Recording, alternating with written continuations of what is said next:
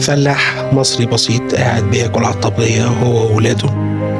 دخل عليهم فجأة عجل، فالأب بحسن نية قال لابنه رفعت الكبير: قوم يا رفعت تربط العجل بدل ما ينطح فينا.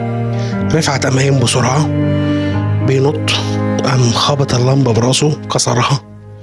وبعد كده رجليه نزلت على صينية الأكل، اتزحلق، فرجليه اليمين خبطت في وش أخوه والشمال خبطت في وش أبوه، وقام واقع على رجل أخوه كسرها. فالأب قام قايل لهم إيه؟ سيبوا العجل واربطوا رفعت، سيبوا العجل واربطوا رفعت.